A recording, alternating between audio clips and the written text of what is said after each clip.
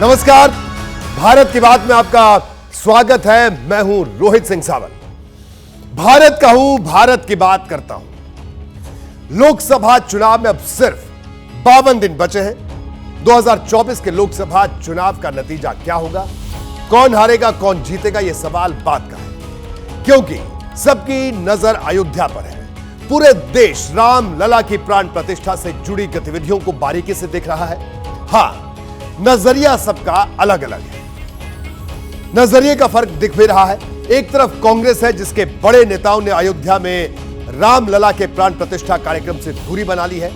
भारत जोड़ो न्याय यात्रा लेकर निकले राहुल गांधी भी उत्तर प्रदेश तो जाएंगे, लेकिन अयोध्या नहीं जाएंगे। तो दूसरी तरफ बीजेपी है, जो शुरू से ही राम मंदिर आंदोलन से जुड़ी रही और अब बढ़ चढ़कर प्राण प्रतिष्ठा से जुड़े हर कार्यक्रम में हिस्सा ले रही है। प्रधानमंत्री मोदी तो खुद इसके यजमान भी है। इसी सिलसिले में प्रधानमंत्री बारी बारी से प्रभु राम से जुड़े धार्मिक स्थलों पर जा रहे हैं, वहां पूजा अर्चना कर रहे हैं। प्रधानमंत्री मोदी आज केरल के त्रिशूर पहुंचे, जहां उन्होंने गुरुवायूर मंदिर में पूजन दर्शन किया। इसके बाद वो त्रिशूर जिले में ही श्री रामास्वामी मंदिर पहुंचे, वहां भी पूजा अर्चना की।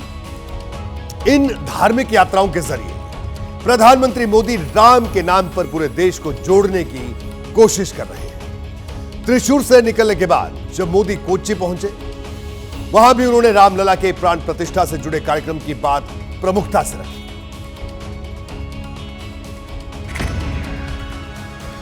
22 जनवरी को अयोध्या में भव्य राम मंदिर में प्राण प्रतिष्ठा का आयोजन है। मैं भी प्राण प्रतिष्ठा से पहले जो अनुष्ठान होते हैं, उनके यम नियमों का पालन कर रहा हूं। 22 जनवरी को प्राण प्रतिष्ठा अयोध्या में होगी, लेकिन श्री राम ज्योति उस दिन शाम को देश के घर घर में जलेगी। दरअसल अयोध्या में तैयार हो रहे राम मंदिर ने 2024 की चुनावी पिच तैयार कर दी है।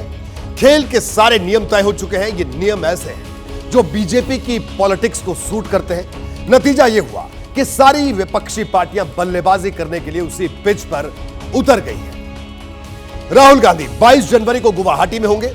बताया गया है कि वो उस दिन शिव मंदिर जा सकते हैं। बंगाल के सीएम और तृणमूल कांग्रेस की प्रमुख ममता बनर्जी 22 जनवरी को कोलकाता के कालीघाट में पूजा करेंगी।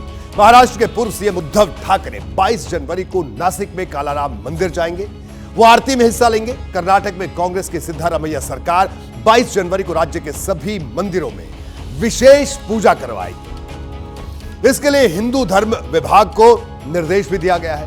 दिल्ली के मुख्यमंत्री केजरीवाल दिल्ली में सभी 70 विधानसभा क्षेत्रों में सुंदरकांड का पाठ करवा रहे हैं। केजरीवाल ने कल खुद रोहिणी में सुंदरकांड का पाठ किया था और आज वो भजन संध्या में भी पहुंचे। ओडिशा में बीजू जनता दल भी इससे अलग नहीं रह सकी। मुख्यमंत्री नवीन पटनायक ने आज पुरी में जगन्नाथ मंदिर गलियारे का लोकार्पण किया। हिंदुत्व को बीजेपी की पिच कहा जाता है। इसी पर चलकर वो 2 सीट से 303 सीट वाली पार्टी बनी। विपक्षी पार्टियां और उनके नेताओं का ये कार्यक्रम देखें तो एक सवाल उठता है कि क्या बीजेपी अयोध्या के बहाने पूरे विपक्ष को अपनी पिच पर खींचने में कामयाब रहेगी? भगवान के बंदे महंगाई की चक्की में पीस रहा हो, जिस देश में युवा रोजगार के लिए दर दर की ठोकरें खाता हो, कमिटमेंट को बलि की वेदी पे चढ़ा कर करके झूठ के खेती में तब्दील करता हो, जुमला परोसता हो, उसकी कोई पिच इस देश में देश की जनता स्वीकार नहीं करेगी। तो कुल मिलाकर 2024 के चुनाव से ठीक पहले हो रही राम लला की प्राण प्रतिष्ठा ने विपक्ष को एक अलग तरह की परेशानी में डाल दिया है। उन्होंने खुद को सेक्युलर बताने के लिए अयोध्या वाले कार्यक्रम से दूरी बनाई, लेकिन बहुसंख्यक वोट छिटकने का खतरा भी लगा तो हिंदुत्व की पिच पर उतरना पड़ा, जहां बीजेपी का कोई मुकाबला नहीं है। जब आप अयोध्या को लेकर लोगों की भावनाएं देखेंगे तो समझ जाएंगे कि विपक्ष रणनीति बदलने पर क्यों मजबूर हुआ। कहां से आ रहे हैं? राजस्थान से। क्या है पीछे? देखो क्या अच्छा, युवा उठो और चलो 600 किलोमीटर राजस्थान से अयोध्या पैदल यात्रा। 600 किलोमीटर यात्रा जी। कब चले थे? 23 दिसंबर को चले थे, आज 25 डे हो गए कंप्लीट। देखेंगे 24 जनवरी को हो जाएंगे दर्शन, 22 जनवरी को तो हो नहीं सकता। अयोध्या 800 किलोमीटर साइकिल यात्रा, 800 किलोमीटर की साइकिल यात्रा पे निकले। जी सर जी। क्या सोच करके ये प्लान किया था? ये मतलब हमारा सौभाग्य है कि भगवान श्री राम के दर्शन करने खतरा चले थे? हमें 5 तारीख को चले थे। कहाँ से? महाराष्ट्र शिरडी से। शिरडी से आ रहे हो? शिरडी से कितने किलोमीटर? 1400 किलोमीटर। कब चले थे? मैं 3 तारीख को चला था। मुश्किल नहीं था? नहीं मुश्किल कुछ नहीं, राम जी का नाम लेके कोई मुश्किल नहीं है रास्ते में। अभी भी देखिए, अयोध्या के राम मंदिर और राम लला की प्राण प्रतिष्ठा के प्रति भावनाओं के ऐसे ही उफान ने विपक्ष को मंदिर मंदिर जाने पर मजबूर कर दिया है। लेकिन उसकी परेशानी सिर्फ इतनी ही नहीं है, दिक्कत यह है कि उसने हिंदुत्व की पिच पर उतरने में भी देर लगा दी। ममता, राहुल और केजरीवाल, वो निश्चित रूप से उन्होंने बहुत सही समय पर अपने निर्णय नहीं लिए।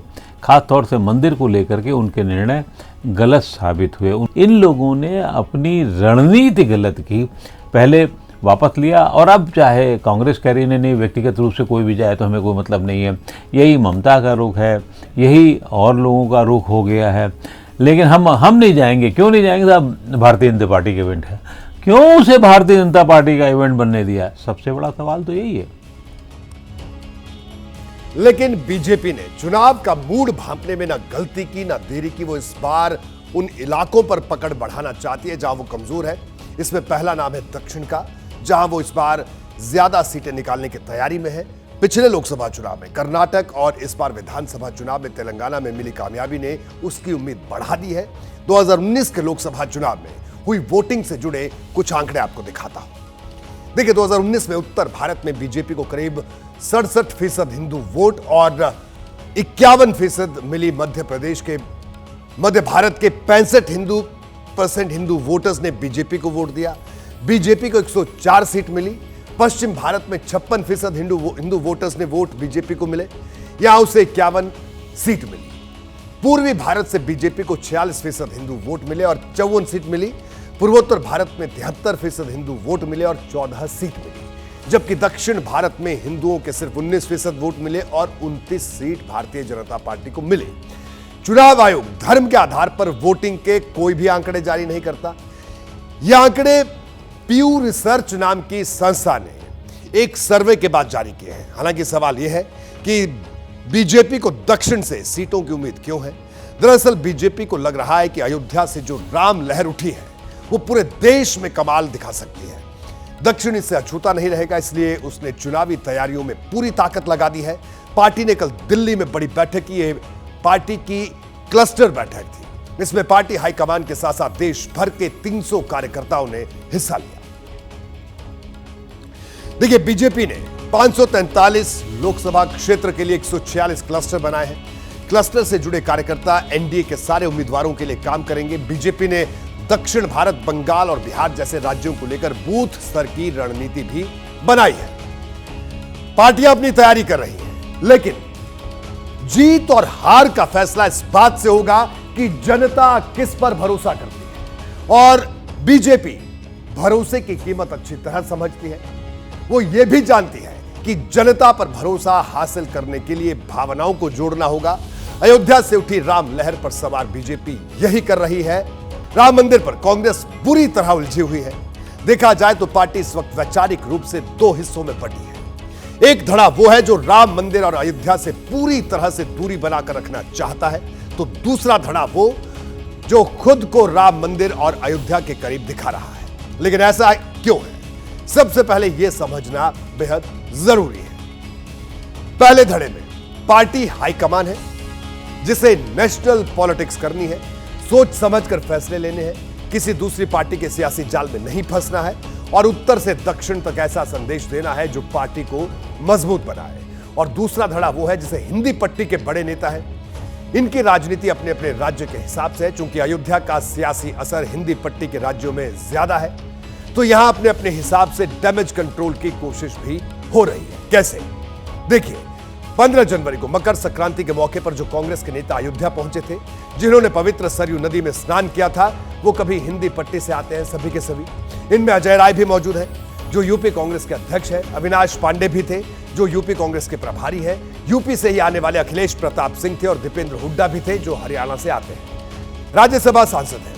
कांग्रेस के कुछ नेता ये भी बताने की कोशिश कर रहे हैं कि बीजेपी वालों से भी बड़े राम भक्त वो हैं। मैं पहली बार अयोध्या नहीं गया। आज से 1.5 साल पहले भी मैं अयोध्या गया था, जब सुप्रीम कोर्ट का फैसला आ चुका था। उसके बाद स्वयं मैं अयोध्या गया था श्री राम मंदिर का और रामलला जी के दर्शन करके, तभी मैंने आशीर्वाद प्राप्त किए। कल मकर संक्रांति के अवसर पर मैं दोबारा, मैं शायद देश की संसद में अकेला सांसद हूँ जो 2 बार वहाँ पे होके आया हूँ। राम हम सब के अंदर है और उस रूप में मैं अयोध्या उस भाव के साथ गया।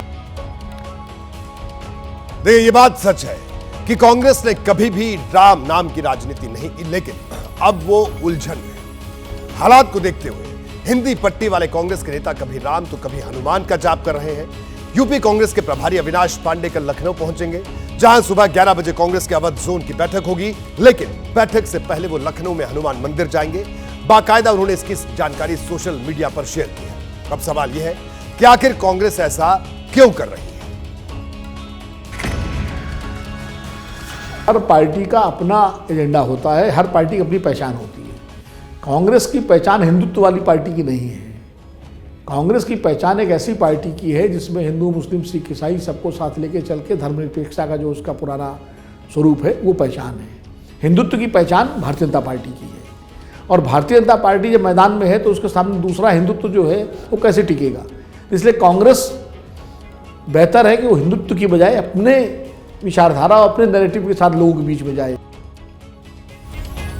उत्तर और दक्षिण भारत की राजनीति बिल्कुल अलग है। कांग्रेस जानती है कि अगर दोनों तरफ उसने एक जैसा स्टैंड लिया तो बहुत ज्यादा नुकसान हो जाएगा। इसलिए हिंदी पट्टी वाले क्षेत्रों में कांग्रेस नेताओं का रवैया अलग नजर आता है। आज यूपी कांग्रेस के पूर्व अध्यक्ष निर्मल खत्री ने भी सोशल मीडिया पर अपनी भावनाएं साझा की। उन्होंने लिखा, राम भक्त होना कोई पाप नहीं है। मुझे गर्व है कि मैं राम की नगरी का निवासी हूं। सभी धर्मों के लोगों को अपने इष्ट देव पर गर्व करना चाहिए। वाल्मीकि ने भी लिखा है, राम धर्म है और धर्म ही राम। उन्होंने निमंत्रण का सम्मान करते हुए कार्यक्रम में हिस्सा लेने की बात भी कही है। अब यहां से कांग्रेस की उत्तर दक्षिण वाली राजनीति को समझिए। पार्टी के बड़े नेताओं की तरफ से राम मंदिर के कार्यक्रम को बीजेपी और संघ का कार्यक्रम तो बताया गया, साथ ही यह भी कहा गया कि पार्टी का कोई नेता अगर 22 जनवरी वाले कार्यक्रम में शामिल होना चाहता है तो इसके लिए वो स्वतंत्र है। यानी कांग्रेस ने हिंदी पट्टी के राज्यों के नेताओं को एक तरह से निर्देश दे दिया कि वो राम मंदिर की चुनावी पिच पर बीजेपी को अकेले न खेलने दें। अब हिंदी पट्टी के ये कांग्रेसी नेता खुद को राम भक्त भी बता रहे हैं और बीजेपी पर धर्म की राजनीति का आरोप लगा रहे हैं। मंदिर के निर्माण को लेके ये 2 या 3 मंदिर क्यों, हजारों मंदिर बनेंगे, देश में हजारों मंदिर बनेंगे, बन रहे हैं। पब्लिसाइज करके 2-3 जगहों का राजनीतिक लाभ लेने के लिए जो भारतीय जनता पार्टी पहल कर रही है, आरएसएस और विश्व हिंदू परिषद के माध्यम से, ये धर्म को सीमित अपने दायरे में करने की पहल कर रही है, जो आपत्तिजनक है। कांग्रेस ये मानकर चल रही है कि 2024 में वो जितनी भी सीट जीतेगी उसका बड़ा हिस्सा दक्षिण भारत से ही होगा। ऐसे में पार्टी के बड़े नेता भावनाओं में बहकर या बीजेपी के सियासी चक्रव्यूह में फंसकर कोई जोखिम नहीं उठाना चाहते, जबकि उत्तर भारत में स्थिति अलग है। यहां कांग्रेस अभी भी बहुत नाजुक हालत में है, इस बात से इनकार नहीं किया जा सकता। उत्तर भारत में लोकसभा की 180 सीट है। इसमें यूपी से लेकर मध्य प्रदेश और राजस्थान जैसे राज्य शामिल हैं। 2019 में जब लोकसभा चुनाव हुए तो एनडीए ने 151 सीट जीती थी और कांग्रेस समेत जो भी बाकी दल है उन्हें सिर्फ 29 सीट मिली थी। अगर पंजाब की 8 सीट छोड़ दें तो उत्तर भारत में 2 से 3 सीट ही ऐसी हैं जिसमें 2019 के चुनाव में कांग्रेस जीत पाई थी। यानी कांग्रेस के लिए उत्तर भारत में खोने के लिए अब बहुत कुछ बचा नहीं है। ऐसे में अगर वो राम नाम का जयकारा लगाती है तो उसे बहुत ज्यादा नुकसान भी नहीं होगा। बीजेपी ने हिंदुत्व की एक जो आक्रामक राजनीति शुरू की है उसका मुकाबला गैर भाजपा दल जो है वो एक तरीके से नरम हिंदुत्व कहिए या हिंदू बन करके वो कर रहे हैं। वो चाहते हैं कि उनके ऊपर हिंदू विरोध का ठप्पा न लगे, इसलिए वो भी मंदिरों में जाते हैं और वो भी जो धार्मिक आयोजन है उनमें शिरकत कर रहे हैं। धर्म की धुरी पर दिल्ली की सियासत भी घूम रही है। कल पूरी दिल्ली में आम आदमी पार्टी की तरफ से सुंदरकांड का पाठ आयोजित हुआ और आज सीएम अरविंद केजरीवाल राम मंदिर के कार्यक्रम पर प्रतिक्रिया दी। उनकी इस प्रतिक्रिया में राम भक्ति भी दिखी और बीजेपी से चल रही सियासी अदावत भी दिखी। केजरीवाल के मुताबिक उन्हें कुछ दिन पहले एक चिट्ठी मिली थी। उस चिट्ठी में कहा गया था कि वो 22 जनवरी को अपना कार्यक्रम खाली रखें, लेकिन अभी तक उन्हें कोई निमंत्रण नहीं मिला है। केजरीवाल ने बताया कि वो पूरे परिवार के साथ अयोध्या जाना चाहते हैं, लेकिन चिट्ठी में लिखा था कि वीआईपी मूवमेंट के चलते सिर्फ एक व्यक्ति ही अयोध्या जा सकता है। हालांकि उन्होंने कहा कि निमंत्रण से कोई फर्क नहीं पड़ता, वो 22 तारीख के बाद अयोध्या जरूर जाएंगे। इंडिया गठबंधन का कोई भी दल राम के नाम पर सियासी रिस्क नहीं लेना चाहता। एनसीपी अध्यक्ष शरद पवार ने भी आज एक चिट्ठी जारी की जिसमें उन्होंने निमंत्रण का आभार जताया। साथ ही यह भी कहा कि 22 जनवरी के बाद अयोध्या जाएंगे। चिट्ठी की आखिरी लाइन में यह भी लिखा कि ऐसे वक्त में वो मंदिर के दर्शन करने जाएंगे जब वो पूरी तरह से बनकर तैयार हो चुका होगा। चिट्ठी में तो शरद पवार के शब्द बेहद सधे हुए थे, लेकिन जब माइक सामने आया तो बीजेपी पर हमलों की बौछार कर दी। आरोप लगाया कि मोदी सरकार मंदिर के नाम पर राजनीति कर रही है। त्याची परवानगी ही राजीव गांधी प्रधानमंत्री असताना झाली। त्याला शिलान्यास हा जो झाला तो राजीव गांधींच्या कालखंडामध्ये शिलान्यास झाला। नंतरच्या काळामध्ये काही लोक कोर्टामध्ये गेले आणि कोर्टामध्ये ती केस। यानी ये नेता खुद को राम भक्त भी दिखाना चाहते हैं और बीजेपी की राम भक्ति पर सवाल भी उठाना चाहते हैं। हालांकि लालू यादव इस लिस्ट में नहीं है। आज उन्होंने बिना लाग लपेट के साफ कर दिया कि राम मंदिर के प्राण प्रतिष्ठा में वो शामिल नहीं होंगे। राम मंदिर का उद्घाटन है, क्या राम मंदिर उद्घाटन में आप लोगों को सर आमंत्रण मिला है? जाएंगे? नहीं जाएगा। नहीं जाएंगे सर? नहीं जाएगा। नहीं जाएंगे सर? सबकी अपनी अपनी राजनीति है। कांग्रेस, केजरीवाल और शरद पवार अगर बीच का रास्ता निकाल रहे हैं तो इसके पीछे उनकी सियासी मजबूती है। और लालू यादव अगर सीधे सीधे अयोध्या जाने से मना कर रहे हैं तो इसके पीछे भी बिहार में वोट बैंक की कहानी है। कुल जमा बात यह है कि बीजेपी ने इंडिया गठबंधन के दलों को धर्म की पिच पर खेलने की चुनौती तो दी है, लेकिन कोई इसे बाउंसर समझकर छोड़ रहा है तो कोई इसे डिफेंस कर रहा है। उत्तर प्रदेश की सियासत से जुड़ी इस वक्त की एक बड़ी खबर आपको देता हूं। इस वक्त की बड़ी खबर, कांग्रेस और समाजवादी पार्टी के बीच अभी भी सीटों पर सुलह नहीं हुई है, यानी पेच फंसा हुआ है। सीट बंटवारे पर हुई आज की बैठक बेनतीजा रही है। अभी बैठक के बाद रामगोपाल यादव ने बयान दिया, अभी आधा रास्ता तय हुआ है, यानी आधा बाकी है, लेकिन सीट शेयरिंग को लेकर फाइनल फॉर्मूला भी तय नहीं हुआ। जरूरत पड़ी तो अखिलेश यादव राहुल गांधी से मिलेंगे, ये कांग्रेस के नेताओं ने कहा है। रास्ता तय कर लिया है और आधा जल्दी ही तय कर लेंगे। बहुत अच्छी वार्ता हुई है। हमने एक दूसरे को बहुत विस्तार से हर चीज समझाई और समझी है। हमारी बातचीत समाजवादी पार्टी से हुई है और समाजवादी पार्टी से ही समझौता है। बीजेपी ने अयोध्या दर्शन प्लान से जुड़ी जमीनी तैयारी शुरू कर दी है। इस वक्त एक बड़ी खबर आपको बता दूं, बीजेपी के अयोध्या दर्शन कार्यक्रम से जुड़ी हुई राम भक्तों को लेकर बीजेपी की बड़ी तैयारी है। भक्तों को स्टेशन से टेंट तक पहुंचाया जाएगा। रेलवे स्टेशन के बाहर स्पेशल बस तैनात रहेंगी। बीजेपी ने 5 रेलवे स्टेशन भी चिन्हित किए हैं बाकायदा इसके लिए। 29 जनवरी से अयोध्या पहुंचेंगी विशेष ट्रेन। अयोध्या से मेरे सहयोगी अभिषेक उपाध्याय हमारे साथ जुड़ गए हैं, जिन्होंने इस वक्त की बड़ी खबर दी है। तो अभिषेक उपाध्याय से हम बात करेंगे। अभिषेक, बीजेपी से जुड़ी अयोध्या दर्शन से जुड़ी इस वक्त की बड़ी खबर और किस तरह की तैयारी, क्या जानकारी अभिषेक इस वक्त आपके पास एक्सक्लूसिव जानकारी है? बिल्कुल रोहित, देखिए ये पहली बड़ी और कंक्रीट खबर है। 5 स्टेशन इस अयोध्या में फाइनल कर लिए गए हैं। अयोध्या धाम स्टेशन, अयोध्या कैंट, दर्शन नगर, सलारगंज, राम हाल्ट स्टेशन है उसको रिजर्व के तौर पर रखा गया है। कटरा एक स्टेशन और है, यहाँ पर आस्था स्पेशल ट्रेनें आएंगी 29 जनवरी से। उसके बाद बसें लगी होंगी, देश भर से तीर्थयात्री आएंगे, बसों के जरिए उनको अयोध्या लाया जाएगा।